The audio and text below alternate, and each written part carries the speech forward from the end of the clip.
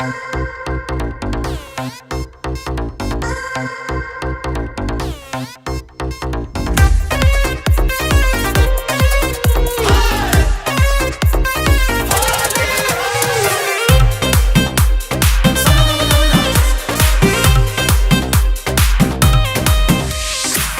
महाराज के बूटी जे भीतर जाई रे, बिना पंख लगौले तू तो उड़े लगबे भाई रे।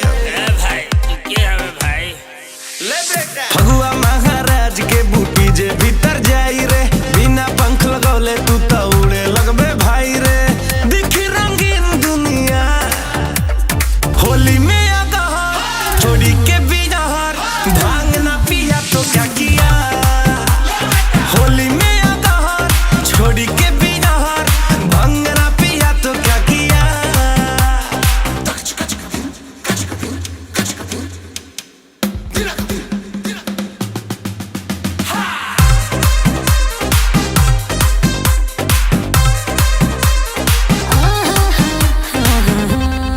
फागुन के मस्ती में छाया है गजब खुमार, झूम के चूम के लूट होली का लहर। शहरी माहौल बा देहाती अंदाज हो, ले ला बुआ पूरी दही बारा के स्वाद हो।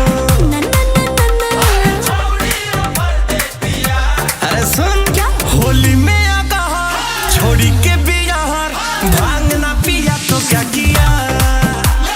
होली में आ गहा, छोड़ी के बिजहर भांग ना पिया तो क्या किया।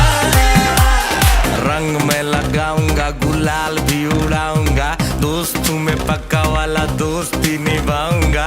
आज तेरी गर्लफ्रेंड को अरे रे क्या बोला रे? अरे कुछ नहीं यार, इसे चढ़ गई है।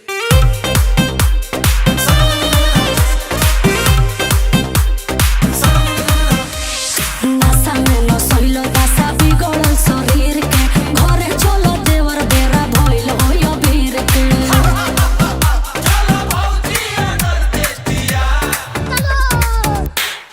ऐसे पागल वाला बातचीत करके लाओ सिगरेट रे। होली में आ गहा, छोड़ी के बिजहर भांग ना पिया तो क्या किया।